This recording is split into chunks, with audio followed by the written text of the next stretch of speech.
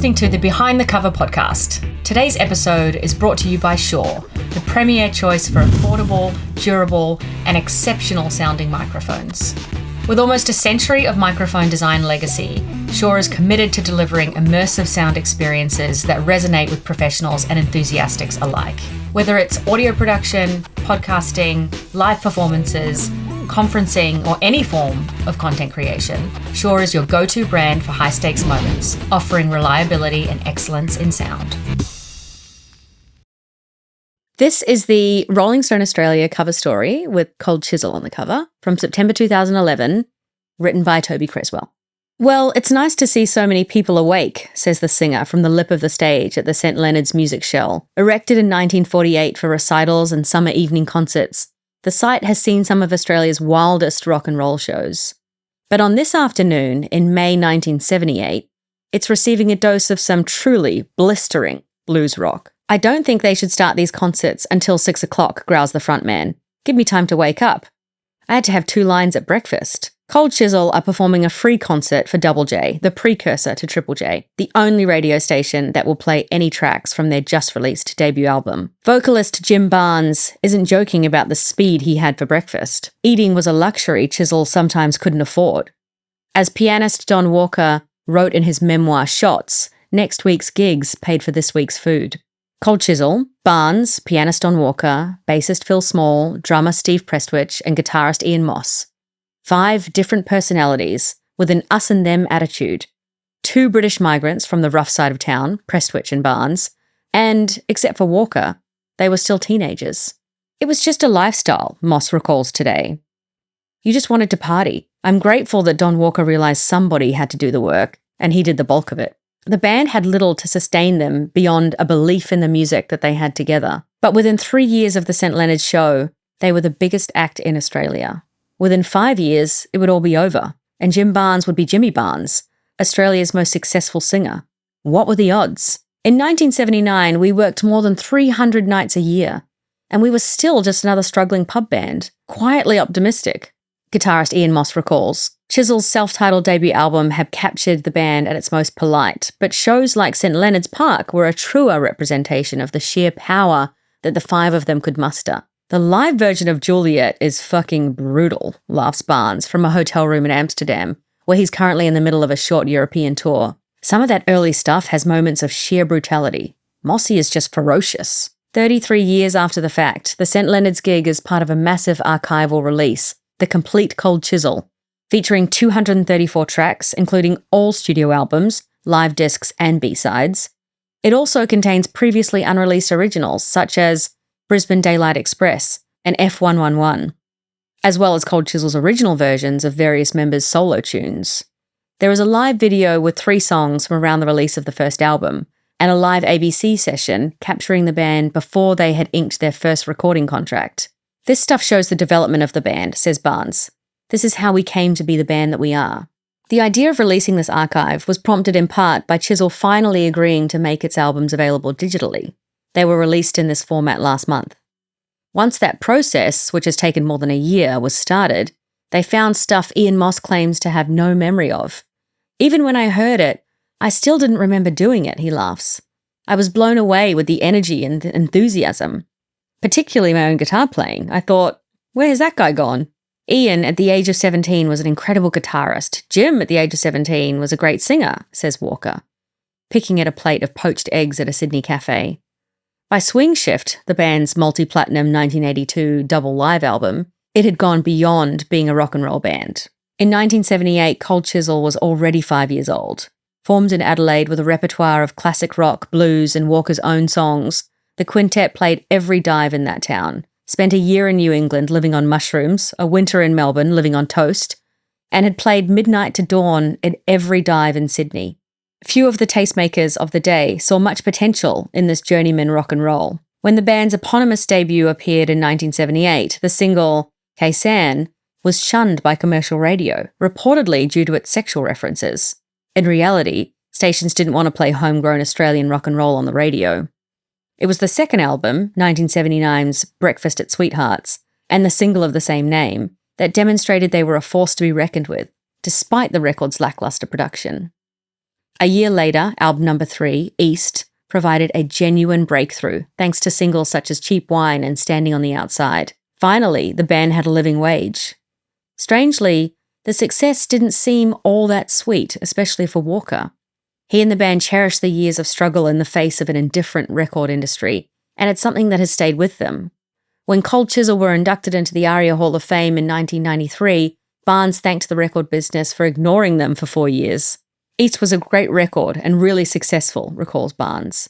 Then Don says, let's throw away everything we've learned, and we went out with new songs and no arrangements for 1982's Circus Animals. Anyone could do whatever they wanted in a song. It was a constant growth pattern, and I think that's what you can see on these old tapes. By 1983, despite the success of Circus Animals and songs such as Bow River and You Got Nothing I Want, it was all over.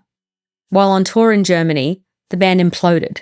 Barnes travelled separately, the vibe in the band room soured, and for the first time ever their performance suffered. Prestwich became the scapegoat for a dream that had soured. He was fired and returned home. The band limped on with temporary replacements, but it was clear that the party was over. Barnes wanted to try his luck solo. Without Prestwich, the bond had really been broken. Walker pieced together a last album from the rubble, 1984's 20th Century. Ironically, it contained one of their biggest hits, the Walker-Prestwich penned Flame Trees. Regardless, there was nothing to do but book the farewell dates. The Last Stand was the biggest tour to date by a domestic Australian act. At that point, I remember saying to Ian, "What the fuck are we going to do now?" recalls Phil Small. It was like, oh fuck, I wasn't qualified to do anything. The release of the back catalogue clears the decks for the next phase of Cold Chisel's recording career. Over the past 2 years, the band has been inching towards making their 7th studio album. By last Christmas, they were working on roughly 14 new songs, some of them quite advanced. Kevin Shirley, Silverchair, Aerosmith, The Black Crowes, had been engaged as a producer. Don said he was looking for someone who, when they heard the words rock and roll, thought of Little Richard rather than the Foo Fighters, says Barnes. Then, just before recording began, Prestwich died unexpectedly following an operation on a brain tumour. Steve was unique, says Small, sipping a coffee at Poppy's Cafe, Balmain. Even the way he tuned his drums. He was a rim shotter, which makes the snare very loud. He used to go through sticks like nobody. Who would have thought we could carry on without Steve? Asked Barnes. The night before his operation, I texted him, "I'm a better man for knowing you and I love you." And he texted back, "I love you too." It's been so awkward and difficult to be playing the music with someone else. A number of Prestwich's songs, including tracks he played on during early sessions as the reunion was only just taking shape, are certain to make the finished album. The disc was completed with Shirley in March and April with New Yorker Charlie Drayton on drums, the husband of Chrissy Amphlett. Drayton was suggested to Walker by Charlie Owen. Barnes immediately concurred. "You can't replace Steve," says Walker. "We all learned to play and sing and moulded ourselves with each other. And forget the personality side. That can never happen again. So you try and objectively look at what Steve's skill set was. Charlie's one of the top people in America, but he's also been exposed to the Australian rock and roll and the explosiveness of it. It's taken 2 years to get Cold Chisel to feel good about the studio again. There's always a bit of curiosity about what this could be like," says Walker. "As time goes by, you forget how shitty some of the experiences were last time. We get on really well when we're not working together, and we're not getting younger, and our heads are still pretty good. But is that the case?" Back in 1998, Cold Chisel reformed for a tour and a new album, The Last Wave of Summer. This is what Walker means by a shitty experience. A strong collection of songs were lost in the shuffle to find the perfect record deal, the right producer, and a massive tour. The art of the deal overwhelmed any art that was coming out of the studio. The trouble is that you get Cold Chisel in a room and the business mayhem that immediately happens has to be seen to be believed, says Walker. There's serious money to be made by anybody who was involved. And there are people out there who are very good at shouldering each other out of the way. You can't just be 5 guys in a room because each of those guys has got 6 guys who are not in the band whispering in their ear trying to get their straw in. The other guys have got 6 guys who have got another 6 guys trying to keep those guys out. That's how it was in 1998. It's not the way it is now. The Last Wave of Summer was a production nightmare, he continues. There hadn't been much growing up done in the previous 15 years. Or all the growing had been done in the wrong direction. Barnes shoulders some of the blame for the lost opportunity. It started off well, he recalls. The singer had been living in Europe. His career had hit a low point, and the 2 lines for breakfast thing was becoming a real problem. Australian film director Robert Hambling filmed the band in the studio making that album. In the first meetings, I'm like a normal person. By the end, I'm like Gollum. I thought that to sing with Cold Chisel, I had to be Jimmy Barnes at 21 years old. I couldn't stand to be in the same room with him, to tell you the truth, says Small. It was like sitting next to a madman. You didn't know from one moment to the next whether he was going to be up or down. Since he got on the wagon in about 2002, he's turned it around. There had been one limited tour in 2003, and then came an offer to play the V8 Supercars event in Sydney in 2009. The gig coincided with the retirement of longtime manager Rod Willis and the arrival of new management team, John Watson and John O'Donnell. Longtime Chisel fans, Watson's roster of bands includes Silverchair, Missy Higgins and Birds of Tokyo, while O'Donnell, a former Rolling Stone editor, had recently retired as MD of EMI. According to Walker, Rod was like another member of the band, and John aren't. We just don't know where their buttons are, yet. Mostly, though, it was the band's warm-up show at Clovelly Bowling Club that brought them together and helped solidify their decision to move ahead as a unit. That was just for friends, and it was a great little club, says Small. It just reminded us, or it did me, of the kind of places we used to play. It was just a great night. It felt right. I wish we could always just play clubs like that. The Supercars show went off like clockwork to an audience that spanned 3 generations. A couple of weeks in Barnes's home studio in Sydney followed and was similarly easy, and songs started to come through. One track, All For You, sounded like a single. Others had promise. In September 2010, the band met and resolved to risk another record. All For You went into the live set when the band played the Deniliquin Ute Muster. Everyone walked off stage feeling like a band again.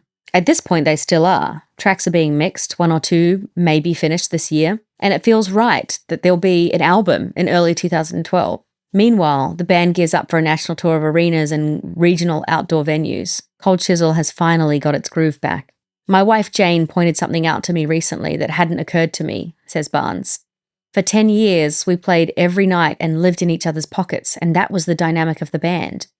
How can you expect to be friends when the only time you meet is with lawyers and managers there? You've got to be friends first. And now we've started talking and knowing each other as friends first. And that's what has happened.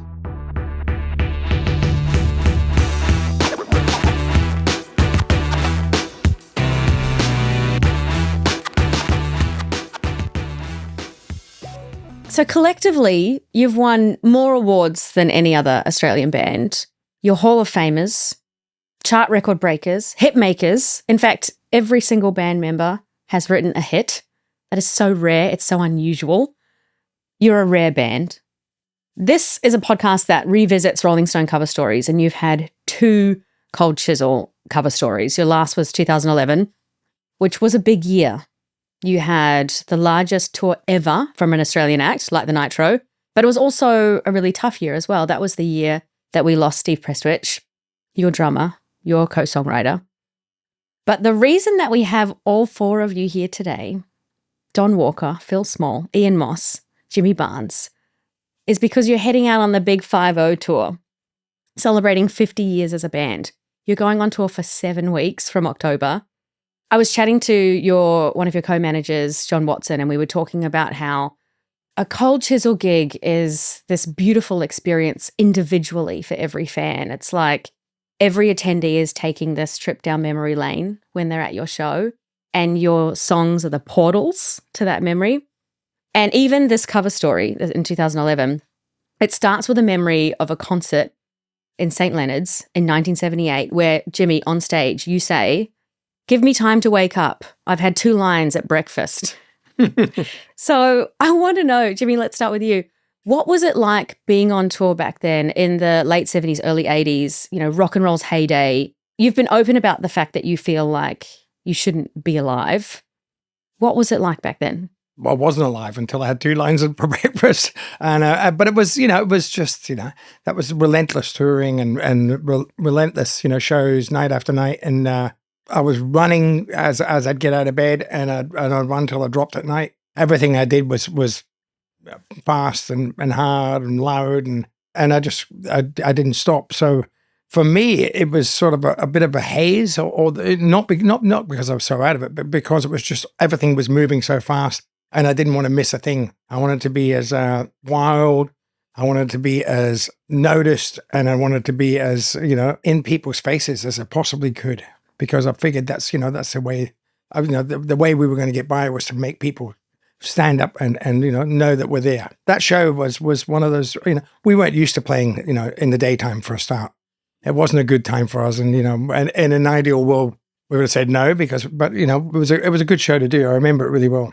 But things are very different now in terms of how you look after yourselves, how you tour, like even putting together this big 5-0 tour and the health that needs to go into it. It must be extremely different now. Well, we're not teenagers anymore, so you grow and you learn and you grow up. Well, some of us grow up, hopefully. But it's the band. The bands. All of us have always been different at different stages of this touring. But at this point, really, it's about being. We're going to be match fit. Fighting fit. Focused and ready to do the best. I want these shows as much as those were the wildest shows we're doing. I want these shows that are coming up to be the best shows we've ever done. And to do that at our age, we've got to be really focused and got to be really ready. And that's what we're prepping to do now. I want to talk about the dates soon, but how is your health now? I know that the end of last year was quite shocking for a lot of fans, emergency open heart surgery. How are you doing now? It was pretty shocking for me. I'm good now.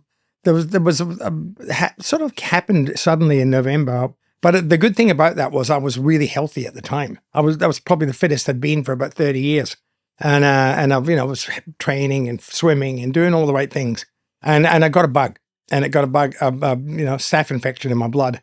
And I'd heard about that before. I didn't realize how severe it could be. And it went to my back. I had back surgery.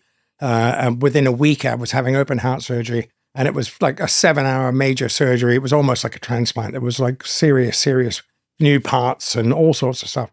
So it was critical. I was critical, and it was a time where for a while there I didn't think I was going to make it. And thanks to our incredible healthcare system, and the incredible doctors that looked after me at St. Vincent's, I'm alive. And I sort of, it was a bit of a wake up call in that not for any other reason, that I decided that not to take things for granted, and not to put things off that till tomorrow that I want to do today. I make sure I go and I tell my family, my kids and my wife and everybody how much I love them every day, just so I don't, in case I don't get another chance. And it's the same with music. I want to do all the things that mean a lot to me. I want to do them. I don't want to put them off in case we don't get a chance to do them. And that includes playing with my best friends. Yeah, because this tour was in the works, before that health scare of yours as well. But to go back to this cover story, Ian, I feel like it's not just this time capsule of where the band were at in 2011. It revisits so much of what makes Chisel in this feature. And you've been through the eye of the storm together as a band of brothers, and you've come out the other side, and you've lived to tell the tales. And you're all sitting here together now, of course, without Prestwich. But when you give yourself pause to think about your career, what emotions come up for you, Ian? Mainly just joy that we're still here and still able to do it and still willing to do it. And the times of reflection of still a shock that I just didn't expect one of us would not be here. Just think about that from time to time. Yeah, it was a big shock to Steve that period. What does that do to a band? When you lose a member, what kind of hole does that leave within a band? Yeah, he kept it to himself for quite some time, because it was the second time it had come back, re-emerged. You weren't aware? No, we didn't really know. It was Steve had been sick, and then he was going in. We thought, he told me it was sort of routine sort of stuff, and we just expected him to get well and be back out the next day and all that sort of stuff. And it was mind blowing, because we grew up as teenagers playing music, and you think you're invincible, and you really do. And we know we're not, but sort of somewhere in our stupid teenage boy sort of senses, we thought we were invincible too. And then suddenly to have Steve sort of snatched away like that, it was reality check. It was devastating, and I literally said to Steve that, that I told him that I loved him the night before, and and I don't know why, and and it was, and he meant the world to me. And he said, "I love you too." Yeah, it was incredible. I don't know why. It was just, I just thought he's there on his own. I just wanted to let him know that I was thinking about him, but I totally thought he would be there the next day as well. So it was a big reality check, and it was, for a while there we thought the band was over. There's this quote in this cover feature from you, Don, actually, That'd be talking about. That'd be right. Here we go. Where you're talking about the last wave of summer tour in '88, and you say, "The trouble is that you get Cold Chisel in a room and the business mayhem that immediately happens has to be seen to be believed. There's serious money to be made by anybody who is involved, and there are people out there who are very good at shouldering each other out of the way. That's how it was in 1998. It's not that way now." So what are the main contributors, do you think, to the fact that you're all here, this band of brothers, readying yourself for another massive Australian tour? In a nutshell, we have a very stable setup, a very stable offstage setup. We're 30 years older and wiser, and at that stage, we're getting together for the first time in 15 years. In decades when we never thought that we would play together again. So it was a lot more.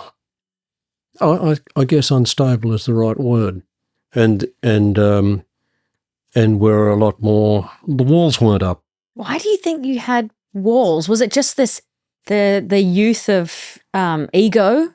Like, why do you think there were walls within the band? We're okay between us. It was everybody else around us. Everybody else circling. People who thought they could make money, as whether we're managing us or people who were dealing with us individually and separately, and it was coming back, like Don said, coming back when we thought we weren't going to play again. There was sort of the people going, this is our chance to grab a piece, and it was, and we had coming back after that sort of break, we had so much to deal with just with that alone, let alone having all that other stuff around us. Well, you've got your dream co-managers now in John Watson and JOD. Like, what a team. I'd agree with that. Yeah. I mean, all of this stuff is offstage stuff and of limited interest to the kind of people to the people out there who just want to come and hear songs. And so you have to tamp down all that stuff so that you can be free to concentrate on the real stuff. Hearing you say that makes me think of when you went to the US and the song that you came back with. And I was thinking about Cold Chisel and the global success that a lot of fans think that you should have had. You should have been stadium sellouts all over the world. And I know that there were many reasons as to why you weren't, because you were so good and that music was just able to travel so much. And I think it would have traveled a lot more if streaming were a thing. But I remember you came back with You Got Nothing That I Want. And Jimmy, I would love for you to tell the story and retell the story, because I know you've told it before, of Marty Schwartz. And, Poor old Marty and Schwartz. What inspired that Poor song? old Marty Schwartz. Well, but really, it was sort of, one of those things where was he head of marketing or promotion or something at Elektra? He was something like that. And he was the guy he was our point of entry to America. He was the guy that was sort of, through him, we were going to try and reach America. And we were doing one show in Los Angeles at his town. We were playing the country club, I think. And we got into town and went into his office. And the first thing we found out is when we walked into his office that the lead single of the album, they'd chosen My Baby, which is a great song, but it wasn't really what we would have chosen as a first single. And not only that, it was a big hit for us. But they'd sent it out to radio wrapped in babies' diapers. And Phil, how did you feel about that, knowing this is like your song and they've sent it out in diapers? It was a great interpretation of what they thought of us, I think. Yeah. I just don't think they just didn't know what the band was about. They couldn't pigeonhole us. They couldn't. And they just didn't, they didn't get the band. So that was the first thing. We went in there, and then but somehow we've managed to get over that without smashing him in the face. And and then it came down to this, all right, we're doing one show, so tomorrow night, of course you're coming. And he said something ridiculous, like he was going to a DJ's dog's birthday party. So it's a famous guy. I've got to go. and I can't be there. And I'm thinking to myself, this is the guy who's handling our career, you know? What a drop kick, you know? And anyway, so we went and we did our show, and it was, you know, it was a pretty good show. There's some funny things that happened on the show. I think, you know, it was, I think we played a pretty good show on the day. And after the show finished, we're in the dressing room, just finished, walked off stage, covered in sweat. And Marty Schwartz walks into the dressing room, and he grabs me aside, and I said, "Did you see the show?" And he said, "No, I just got here, but don't worry about it." And I was like a bit pissed off, you know. And he grabbed me aside, and he pulled out like a vial of cocaine, and said to me, you know, he said, "Here, have some of this." He's trying to placate me, you know, "Have some of this, but don't tell the other guys, you know." And I just said, "Give me that shit." And I grabbed it off him, and I think I walked out to the front. There was all these punters leaning on the front of the stage, and I walked out and just sort of poured it out on the stage. "Any of you guys want this shit?" And I went back and threw the bottle at him and told him to get out. And basically, I think that was probably the last nail in the coffin of our American career. But we got a good song out of it, because, you know, literally had nothing. It was all about, we got to America, and I felt like it was all about sports cars and models, and not about music. And so it was about nothing. You Got Nothing I Want was written about that. And you know, I'm glad to say that we've sent the song back to him many times to listen to. So, yeah, I don't think he really cares, but you know, I was glad to get it off my chest. Yeah. Has his wits about him, so probably wouldn't. He's still in the business, by the way. He's still doing well. Firstly, stuff that guy, but secondly, it was so indicative of that time when we had these industry gatekeepers that could make or break a band based on these relationships. And now it's so democratized because of streaming services like Spotify, like Apple Music. And I was thinking, like, how far would Cold Chisel travel if we had Spotify back then? One of the reasons we're a good band by then was that we had to do 5 years of hard touring, getting nowhere, and we wouldn't have done that, and we wouldn't have been such a good band. A lot of people don't get out of their bedrooms before the records are up on Spotify and all that sort of stuff. Now, as a band, we grew up in a time which is probably the heyday of that pub rock scene, which was an incredible sort of place for bands to learn their craft. You know, we played live shows every night to. I've been joking, calling them very discerning audiences. Basically, they were a pack of wild animals like us who were throwing bottles at it if you didn't like you, you know? So we played every night to an audience that either loved you or hated you, and our job was to make them love us. And we learned to play our songs the way we wanted and win them over every night. We wouldn't have got that in this day and age. That's the difference between now and then. But at the same time, nowadays, I don't think it's necessarily easier for young musicians to sell their music. You know, there's so much music comes out every day that gets lost on Spotify and lost on streaming and all that sort of stuff. First off, you've got to have talent. You've got to have, great songs. You've got to have a plan. You've got to have the knowledge of how to get it out there, and you've got to have a lot of luck. And that's the same as what it was really for us back then, only using our own devices. You know, the bands, we didn't make it in America mainly because we didn't want to go and spend 5 years there touring. The bands that were coming out of Australia, like AC/DC and stuff like that, were going and schlepping around America for 5 years, playing in dives, traveling in buses, not seeing their families, dying, but like Bon, and things like that. We didn't want to do that, and that's what it was going to take for us to break America. And that's that thing that's stopped. Nowadays, you can, if you're lucky, you can have a hit single and break into a new market. But it takes hard work that the truth was we weren't prepared to do at that point. Well, if I had a second shot, I'd do it. Well, I would even go so far as to say that it's really cemented the bond that you have with your fans as well, because you are ours, you are Australia's, and you're good because of those discerning audiences. Like I think of you back then when a punter could go and see you and then go right down the road and see another incredible, amazing act like Michael Hutchence, say, and you had to be good and you had to do, 300 shows a year at one point. Well, for the limited number of shows we did in America, we were incredibly well received. Very, very responsive. We only went over there for 5 weeks. Just 5 weeks. Nobody achieves much in America. It's a big place. And, there's a lot of bands, a lot of rock and roll bands. We found a connection by playing every night in these clubs. We made a connection to an audience.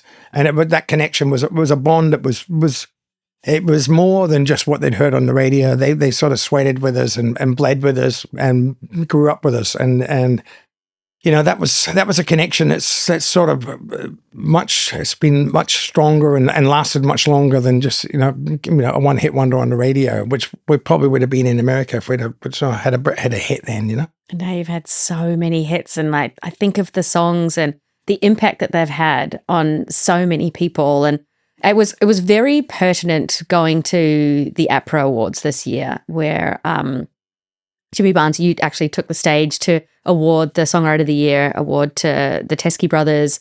Bart Willoughby was awarded as well. Of course, Don, you were up on stage and you were smiling in the audience while Don's up on stage. This band is made of incredible songwriters. So, Don, a question for you. What makes a good song, do you think? What makes a good song? And have you got one for me? I don't know. My answer, it's one you like. And my answer for that's going to be different to every other person sitting here. You personally, meaning the person writing the song? What makes a good song if I'm writing it? Well, if I'm having fun, I'll only be working on a song, or I'll only write a song if I'm really enjoying it. That's the whole point.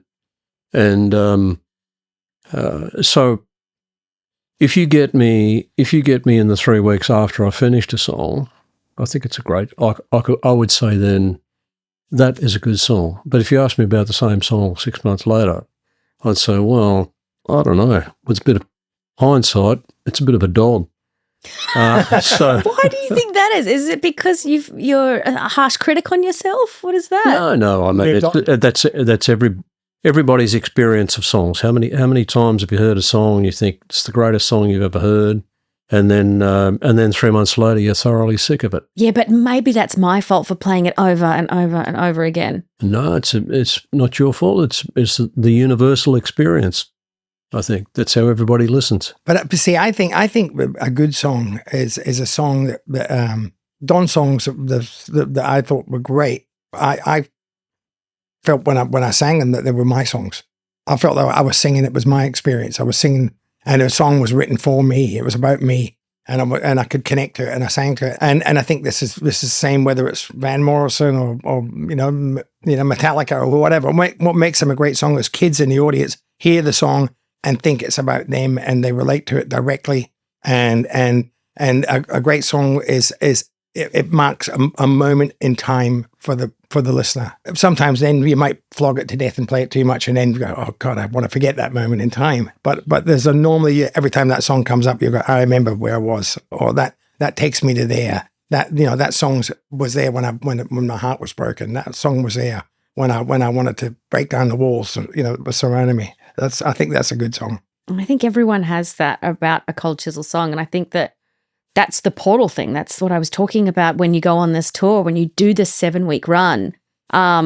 People are going to be in the audience just traveling back in their mind, and they're all there having this collective experience, but they're all having extremely individual experiences at the same time. Yeah. I read that you're going to set up circus tents in 3 major cities for it, and obviously that's a nod to the tour that you did previously. But when you did that tour previously, I was reading, you were on like a trapeze or something, Jimmy. Like what? Yeah, and you were drinking a bottle of vodka at the end of the show? Yeah, we were the last act in the circus. But that was the idea of that show. We did 2 shows for the circus animals. We filmed them actually, but the films have been lost. I couldn't find it online. Yeah. No, there's nothing. We it's gone, lost forever. You were on a motorbike flying up a trapeze wire while drinking a bottle of vodka. Yes, and singing at the same time. And I was on a trapeze under the high wire, and the motorbike was on top, and I was speeding over the crowd. It was incredible. But it was just, I was on the high wire act, which is what every night as a rock and roll band, you're doing the high diving act. That's what you do, yeah. And sometimes it works, and sometimes it doesn't. And when we say we're going out with a circus tent this time, it's sort of it's a romantic term for it. Really, we're going out in a big tent so that we can control how we present the shows. It's not. It's if we had a few more acts on there, we could have a circus. But it's really about just so that we can control how great the sound is, how good the sight lines are, how much production we can put in, how the seating's going to be laid out. We're control freaks, and we want to be in control of how our audience sees us, and we want to give them the best show they can do. And so that's why we chose to do it in a tent. And it's sort of, we all like the idea of it. The acoustics are good, we have a lot more control over it. It's going to be incredible. I mean, we are celebrating so much when you think of the last 50 years. So the fact that you want to be the architect of this experience, I understand. And Phil, how does it feel playing these songs that have meant so much to so many people that you've been playing for almost 50 years for some of them, over and over again? What's that like? Well, for me, I'm really enthusiastic in doing it again, because it's been 4 years since we played those songs, and I'm looking forward to trying out some older songs, or not so much older songs, but songs that we haven't played for a while that aren't usually in our set. Or sometimes we may throw them in from time to time, but fortunately we've got such a vast catalogue that we can pick and choose something different for each and every one of us that we haven't played for a while, and it just gives us something to look forward to. And besides the usual must-have songs that would be in our set anyway, that everyone demands to hear, the fans I'm talking about. But yeah, I'm really looking forward to it.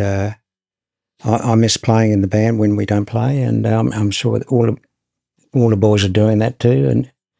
But they get out and have a bit of a fling here and there with their own stuff. But I'm quite envious about. Yeah, you never thought you'll do your own. No, I don't bother with it. Yeah, okay. I just like to play in this band. That's my outtake on it. The ultimate champion of your band of brothers. I obviously know you're not related, but like family, which I see you as, there has been dysfunction and there has been times that have been quite tough. And you have been through quite a lot, which is a very, very beautiful thing. But I wonder, with that dysfunction just comes this closeness, I think, that no one's ever really had. There's so many bands that would just be so envious of the kind of relationships that you have because you've been through so much, right, Ian? Well, we go through a lot. We go through a lot, and the thing is, the thing that's always kept us together. There will be times where we're not talking, and times where we disagree, and all that sort of stuff. And then we get on stage and play music, and it all makes sense. Everything makes sense, and it's the combination, the chemistry that happens when we get on stage, the alchemy that happens when we get on stage and play together, makes us sound like no one else in the world. And even when I sing by my own band, nothing sounds like this band. And that's I think that what's kept us as brothers, as friends, and as parts of this band for so long, because it doesn't happen anywhere else. And we miss that when we get to play it. These are the best moments of my life have been on stage with these guys, and some of the worst too. But I mean, the best things that I couldn't have possibly done with anybody else. I've been there with them, and you want to sort of recreate that, and you want to do it, and you want to push the boundaries on that more. Is there more to say musically, sonically? Is there another Cold Chisel release coming out? We are releasing a new song. Yes, there is a new recording. Yes, I can see your astonishment. But stay with me. Okay. Yes, there is a new song being released to commemorate, but not a new album this time. But I wouldn't rule out us getting in the studio. I think we're actually in the same studio where we recorded the last album, 5 or 6 years ago, and I'm pretty sure that we'll record again, but not this time around. When was the song written? Tell me everything. The song was written 5 or 6 years ago. We recorded the basics. We had a great rhythm section.